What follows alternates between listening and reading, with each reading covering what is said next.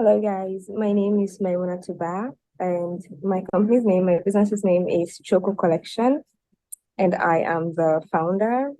You can say I don't like saying CEO, but I'm also a seamstress. So I work hands on the clothes and I'm also the owner.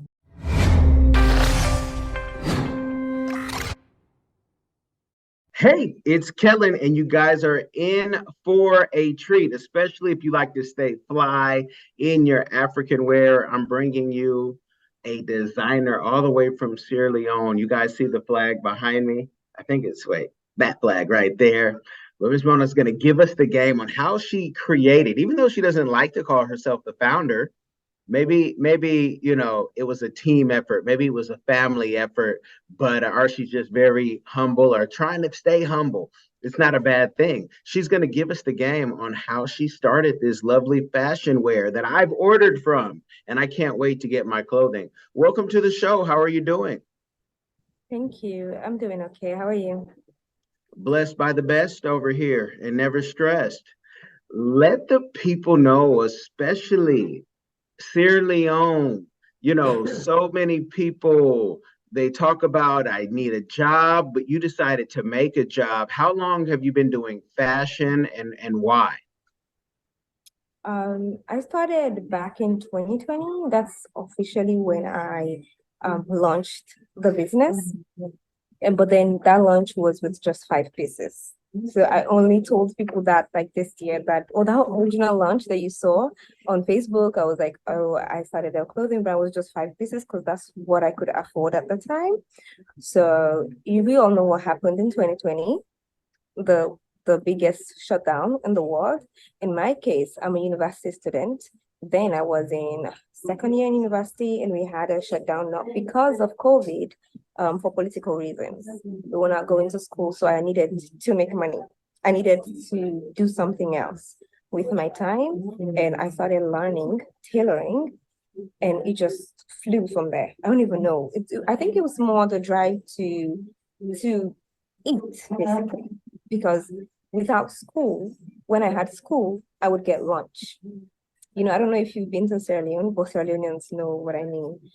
If you're not from a rich family or even middle class, we don't get allowances. We don't know what that means. If you have transport money to go to school or lunch money, which may not be enough.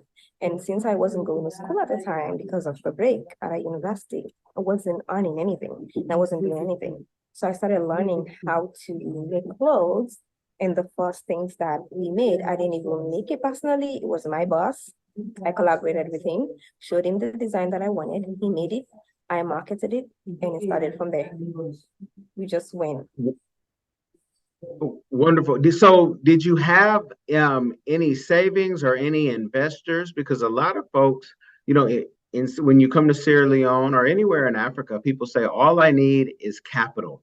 And it's the same thing here in America when you start a business. People say, I would just start as long as I have capital. So, it's almost like every entrepreneur's delay because they say, I don't have capital. Where did you get your initial capital from to start? I told you I could only afford 5 pieces. I've said that also on some of my videos because I also do social media content. Um, I should have I should have introduced myself as that. I try to be an influencer, content creator. Small, small. But I got a loan from a friend, my best friend. She doesn't live in Sierra Leone, but she knows the situation in Sierra Leone. She knows the kind of families we're from. So when we were on a break, she was like, "Okay, I will loan you." It was about $200 because it was 2 million leones at the time, 2 million at the time, equivalent to $200. Not for me to do the business; it was for me to sell anything. Because before then, in school, I was selling these scarves, just something to also like top my lunch. Because lunch money is not enough if you're not from a rich family. You have transportation, then you have things to maybe print out on campus, assignments and stuff like that. You need extra money. So I was selling these scarves, but I would always run out of money since I eat all of the profits and sometimes into the capital. So she loaned me 2,000 loans. She said she loaned me. She ended up saying it was a gift for me to start something. I didn't start at the time. I ate most of it, and then it was left about 800 leons. That's what I started with my boss. So I gave him the 800 leons. We did the first collection. I didn't even pay him full. We sold those, and then we started again. So I did not necessarily have a capital per se, because I didn't have like this big factory. I didn't get like maybe $10,000, and then I had this factory and workers and everything in it. I actually started with 5 pieces, and those pieces were abayas, the modest clothing. Maybe you would remember them if you even if you don't know the name, but like the kind of outfits like the Dubai women wear, like the rich Hmm. aunt vibe. Yes, it's really trending in Nigeria also. So those were the things I made. Since I am a hijabi, and that's where I have like a market at that time, still do. That's what mostly I work. So I made those pieces, marketed them with the help of my sisters, that one that you met, who's already in the US and had influence with a lot of people on social media. And I also tried to post stuff when I was posting a lot on Facebook, so people knew me, like, oh, hijabi that dresses well, that has style. So when I say, oh, I have these things that I sell now, people came through. So no, not much of a capital, but we did start. I love it. I love it to start from nothing and then to build up. And yes, I did meet your sister at the Sierra Leone Invest Fest in Washington, D.C. You guys, if you're ever interested in investing in Sierra Leone, it's a great conference that was put on by Vicky Ramon. But you start this business at what time? How long did it take for you to say, oh, I can eat off this business and I can also start to hire people and and expand. How long did that take? I would say I reached a point of realizing some profits and being able to hire more people last year. And even that was a result of getting investment from other people, family members and friends that decided, oh, okay, now you're doing so much, but it's in such a small scale. At some point, I was working from home because at some point I stopped working with my boss. He's my boss. He has his own business. He has his own work to do. And I'm getting orders, too many orders. We cannot fulfill it on time. I started working at home and hired one person. It was very slow. So I remember then in 2020, there was this that's when work from home started trending, right? Mhm. So I was just using, instead of telling people that, oh, I don't have a shop, I don't have somewhere where you can come and try on your clothes. I was like, oh, currently I'm working from home, but I can make it and deliver to you if you don't mind. So that was the strategy I was using. That's how I was working from home. It was very, profits was non-existent because whatever we make, we're trying to invest again to make more. I could make 2 pieces and then sell that and have 5 more orders. I'm not going to tell them, oh, you have to pay me first before I make your stuff. I'm going to invest the profits from the 2 pieces and make the 5 orders. That's what I was doing for the longest time. And then in 2022, I got investments from family members because Alhamdulillah, I always say this, my family members, my friends are the best people that I have. I haven't experienced what many people experience, whether it's in Sierra Leone or overseas, who say, oh, family did not help. Sometimes you get help from strangers. My friends, I call them family now. They are the best people in my life. They supported me, not just financially, but like marketing for me. Marketing. The woman that I'm calling my sister right now is actually not my biological sister. My biological sister was there, but I don't think that's the one you spoke with. The one you spoke with was the one in yellow, right? She's not my Yes. biological sister. She's my friend, but now sister. And that just shows you how far someone is willing to go for you, without hoping to get anything in return. So in my case, it was family and friends helping me to market, helping me deliver and everything. So they helped me with some more investments to rent out a shop and hire workers. That's when we started making some money, to be able to pay workers, parents, and produce more than usual. I love it. It's very rare. I have an entrepreneur say family and friends supported them in the manner that you just said.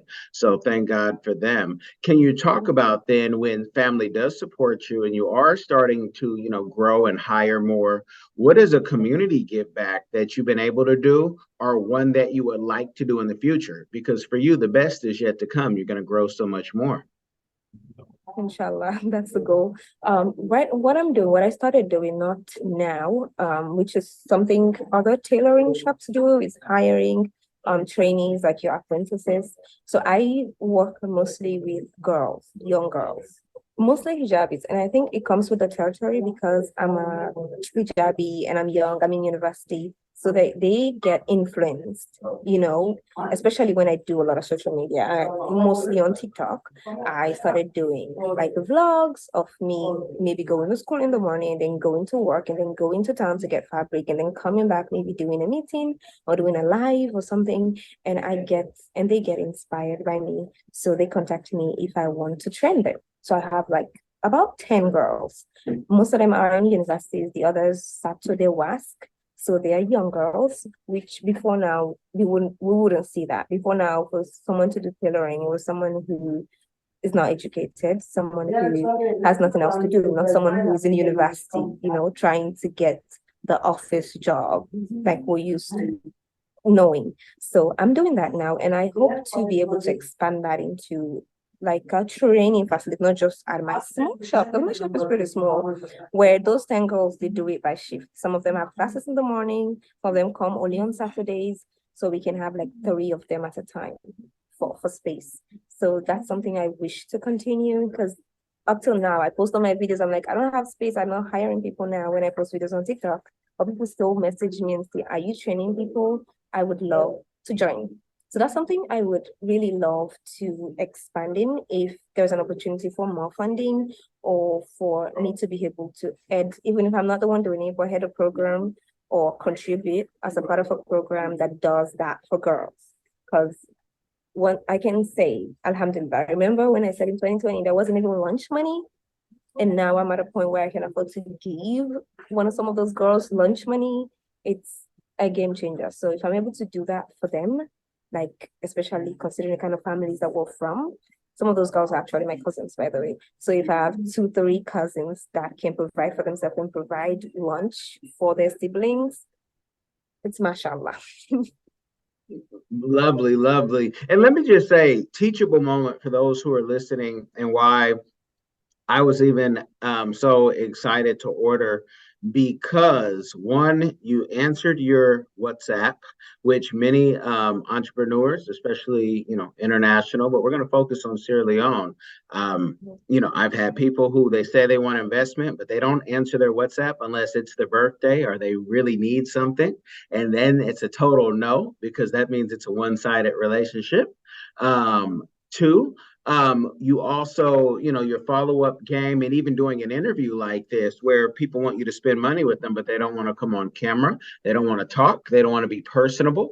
So you can tell the world about them. To me, it's red flags because either I'm not that important and I don't have to be that important, but my money can stay in my pocket. So I appreciate you taking the time to do this because I would like everybody to be able to order from you and be able to stay away from the imitation African wear that we see on sites like Temu or Amazon, and that China is making, and it's not the same thing. It doesn't have the same feel. Can you talk about the power and the importance in a time like this where we see women it's nothing new, but we see women flaunting their body everywhere. And then you have your brand, as a hijabi, and everything is still a beautiful woman. She's just covered. It's what you want your daughters and your wife to wear because you don't want to be seen with a Cardi B or a Sexy Red out in public. But, can you talk about the importance of that for you? Um, So I think it's sad that, in some parts of the world, people get offended by people who cover up. It's the stupidest thing for me. I'm like, dude, I am doing nothing to affect you. If anything, you're doing the opposite because if you're not covered, you force me to look at you and you force other men to look at you. Why are you offended? I've even seen like gym videos where, the gym girlies influencers would have their cameras up and then they like zoom in on a man at the back that's looking at them doing squats. I'm like, you're doing squats in shorts. You're basically wearing panties and the guy's looking at you. It's natural. why are you zooming in? And you being like, oh, thirsty guys at the gym. Mhm. Funny thing for me. But for me, when I started this, I wasn't like thinking more into it, like, oh, it's a modest brand that I want to change the game. It was very simple because where I'm at, Alhamdulillah, again, in Sierra Leone, where we are so religious tolerant, and we have, I think, more than 70% Muslim. So being a hijabi is, it's a little different. It's a little hard if you're in the fashion industry, because even though they are Muslims, that there aren't like much of us that are so much into the fashion industry. So for me, just want to say, as a Muslim, as somebody who's practicing, I believe that if I want to make money, I want to do it the right way, right? Being a good Muslim is having good morals. So if I'm able to make money off of something that I would love to be a part of, and I would also get blessing if somebody was a part of it. Imagine if I'm selling hijab clothing and somebody decides to wear the hijab because of that. It's mashallah. But imagine you're selling something that's haram, like people that are selling drugs or whatever, or bikinis or whatever you're doing, and other people that are doing whatever they do off of what you do, then like in our religion, we believe that you're gonna get a share of their sin. So in my case, it's like the best of both worlds. I'm doing something I love, which is fashion. I love fashion. I actually used to model before I started this, and I was modeling as a hijabi. I love fashion, and because I'm a hijabi, I didn't want the fact that I'm a hijabi to limit that. I just wanted to tell people that you can still be practicing and encourage other people to be a part of this community without compromising your din, because that's where like the sometimes like the thin line is, because we want to be included so much that sometimes you compromise what you stand for in the goal of chasing inclusion. So if I'm able to do that, where I'm able to be a part of the fashion industry in Sierra Leone, I'm able to be on a podcast like this one, when I don't have to compromise anything. I just show you what I genuinely love doing, what I respect, and what I'm proud of. It's the best thing ever. I love it. I love it. Tell the people where they can find you. You guys are going to say this is a short one, Kellen, but sometimes it happens like that. We get in where we fit in, but I want you guys to make sure that you go and check her out. And if there's something custom you want, because there's nothing like custom clothing, y'all. You reach out, you share your sizes, but let them know where they can find you. Okay, on Instagram, the business's page is we have Chocco Collection. That's where mostly I share that's like the name of the brand, but that's where mostly I share the modest clothing for women. But also we started the men's collection together with Chocco Collection, but Chocco Collection is the one people know more. So we have Chocco Gents, which I don't even think you follow, because many people don't know about that. No, I think I'm on Choco Gents. I don't know what I follow because I'm not on social media like that. I have like some team members who handle that, but I saw it myself because I was looking for things and like I want this or I want that. on Instagram, you can search Chocco Collection. That's CHOCCO Collection, and Chocco Gents for the men collection. On the Chocco Collection page, there is a link to the Chocco Gents. That's on Facebook also, and I'm also on TikTok because that's where I do most of my vlogs. If you're not just interested in the clothing, you want to know about our life in Sierra Leone and how we do it as a businesswoman from a not so middle class family that's also studying international business, I would love for you to join us. Join me on TikTok. And you guys, I'm gonna bother her later about the website and how easy that can be done, as well as she's mentioned being an influencer. I'm gonna be talking to her about that. So if you see her face other places, that means she answered the call, and I'm gonna be sending that out shortly because I want Sierra Leone influencers to be able to get paid. I know that YouTube it's not there yet as far as Sierra Leone, but we're going to let them know Sierra Leone is here to play. You guys, please like this game, subscribe to this game, and even more importantly, share this game. It will change somebody's life. You be blessed, y'all. Hi everyone. Have you ever been curious about visiting Africa? Which African country were you interested in? Kenya, Nigeria, Uganda, South Africa, Ethiopia?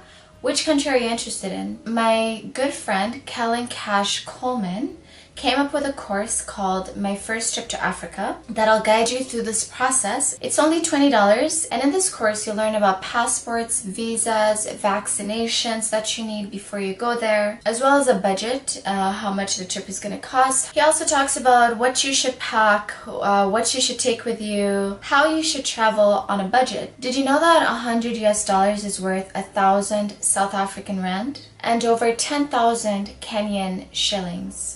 So imagine what you can do with $100 back home. I say back home because I'm from Sudan, I'm African, I already know how it's like. I know that, you know, when you convert Canadian and American money, it goes a long way when you're traveling across Africa. So if you're curious, if Africa is a place that you've always wanted to go, always wanted to move there, Kellen Cash is the person to ask. Check out the course. There's a little preview you can listen to before you actually purchase it. If you're interested in this course, visit www.diversifiedgame.com.